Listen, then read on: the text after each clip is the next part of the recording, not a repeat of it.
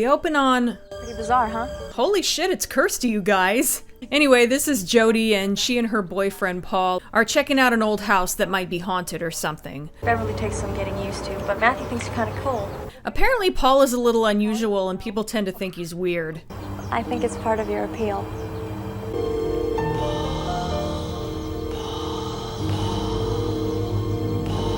Who lived here before people said it was haunted? He was just some guy who built this place. Killed himself out back by Becker's Pond. This place is, it's weird. Yeah, it is. But that's what's so great about it, you know? Jody likes weird things. And weird people. Jody's friend gives her creeps. He's weird. Anyway, they come back later with Jody's friends, Beverly and her boyfriend Matthew. Okay. So they're playing a game where one person lights a match, tells a story until the match burns down, then the next person lights a match, continues the story, making it up as they go, and so on. Until they run out of matches, I guess. So Matthew starts. It's been 50 years now. 50 years since he threw himself into Becker's Pond. His name, Herbert Waverly. He's like, I was sleeping, what the fuck do y'all want? Beverly continues. He could have almost any woman he wanted, but the one woman he wanted, he couldn't have. Ugh, unfortunately. Anyway, the woman was married to a rich man. Her name was Ethel Schwartz. And now it's Jody's turn. Anyway, Herbert and Ethel started seeing each other in secret. Rumors began spreading around town. They reached the ears of Ethel's jealous husband. One night, the politician locked his wife in the attic room. She's pretty good at this. And he set out for the pond to lie in wait for Herbert. And now Paul. A terrible fight. But Herbert's bigger, stronger. Herbert ends up drowning the competition. Interestingly, Paul's match looks kind of odd, like it's trying to not burn out until he's done. Herbert hastily buries the body in a shallow grave, hops on his horse, and gallops off. In the story, Herbert eventually makes it to Ethel's home, where she's trapped in the attic. And suddenly there's a bolt of lightning and a crash of thunder. The horse whinnies, rears, throwing Herbert from the saddle, and it's the sharp blades of an idle threshing machine. He screams as the sharp blades cut into his face, 3 deep cuts, skin split, exposed bone and muscle and... Forget what I said about Jody, he's really good at this. So close he can hear the clock in the farmhouse toll the midnight hour. You'll notice that the clock was behind him, so he couldn't have intentionally planned it that way. Finally, his match goes out. Apparently the clock was supposed to have been stopped. Okay, so maybe the spring was wound, or the thunder shook it loose. The thunder is like, leave me out of this. Anyway, Beverly is freaking out and wants to stop, but Matthew puts it to a vote. We started it. Guess we should finish it. Paul seems like he knows more than he's letting on. So they sit back down and Matthew continues the story. Herbert Waverly managed to pry himself free from those horrible steel blades. His broken leg dragging behind him, he started his long journey home. On foot. And then Beverly again. Herbert walked home. I'm surprised she wasn't all. And Herbert woke up from his nightmare, lived happily ever after, and definitely didn't become a restless spirit. The end. Collapsed in the doorway. Near death. And then Jody again. Herbert survives, but he lives the rest of his life as an embittered old man. No one can bear to look at him without turning away in horror. And finally Paul again. You'd think the story would be over, but it continues with Herbert growing old, his face becoming worse and worse, and he eventually hit all the mirrors in the house upstairs. Filled his pockets with stones, threw himself into Becker's Pond. Back to Matthew, and it's still not over. And it's nights like these that Herbert Waverly crawls out of the muck of Becker's Pond. Beverly loses her turn. You can still see the blood on the road out there.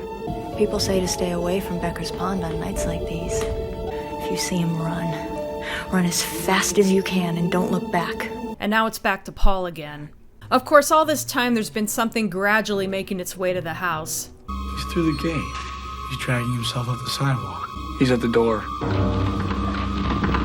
He knows we're in here. Okay, maybe it's time to stop, Paul. I'm telling you, I heard somebody outside! Matthew is just gonna check the door. He'll be right back. Get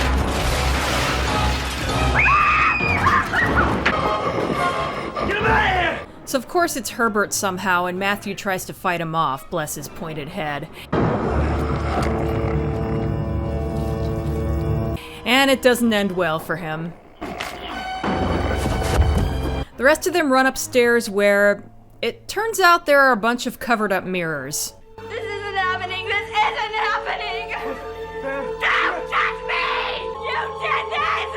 You're evil! Okay, Beverly's getting really annoying, so I guess we know who the next to die is.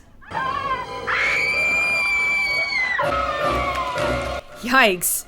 Turns out she was pretty empty-headed, no surprise there. Also, it's a little embarrassing to admit, but I remember the image of her head getting crushed really freaking me out when I first saw this back in the day. I love how his hands are covered in stretchy goo that has her eyeballs hanging off of it, like her head was filled with red mozzarella cheese. But he gets caught off guard by seeing himself in a mirror. I love his body language there, like, oh no you didn't. So Paul uses another mirror to repel him back out the door so they can barricade it to buy some time. So Jody asks him how he knew all that stuff, like the mirrors being hidden upstairs. I made this all up! I know you did! We all did, but Matthew and Bev and me have done this 1,000 times and nothing's ever happened! Yeah, Paul being there somehow made the difference. They've been showing all along that there's something different about him, some kind of sensitivity to the supernatural, and it's resulted in their story becoming reality. We made it up, but you brought him here! And he's the only one who can stop it. We've got to finish this story! The storm outside grows wilder. So here comes Herbert, who immediately starts destroying all of the mirrors, so those aren't going to help them too much longer. Come on, Paul, you can do it. All of a sudden, something outside distracts him. He's lured to the window. Wow, he is pitting Mother Nature itself against Herbert.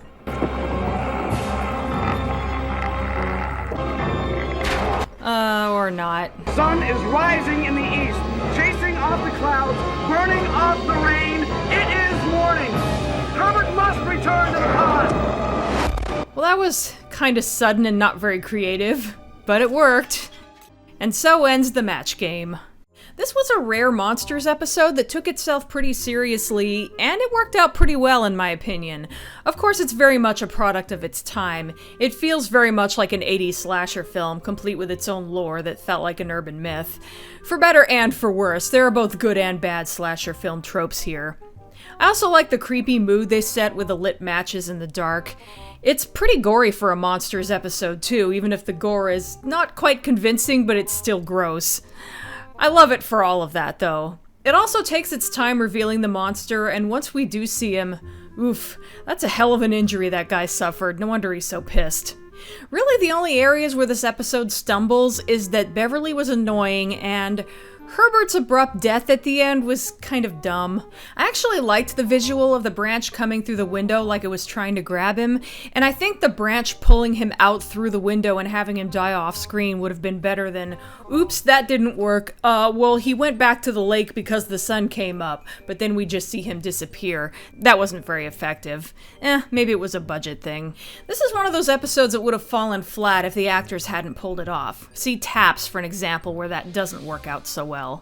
Like I said, Jody was played by Ashley Lawrence, best known as Kirsty from the Hellraiser movies. And let's face it, she's an amazing actor and she is good in everything. Beverly was played by Tori Spelling, who I don't think I need to explain. Paul was played by Byron Thames, who is mainly a character actor.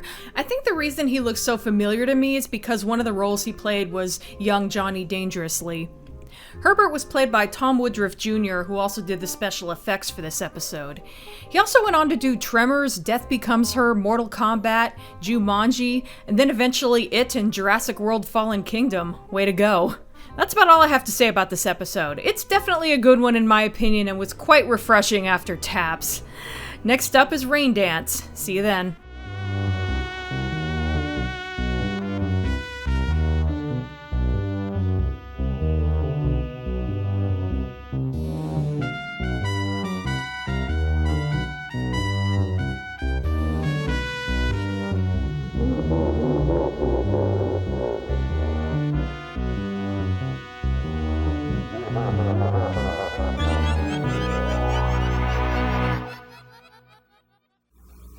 her name was Ethel. Ethel Schwartz.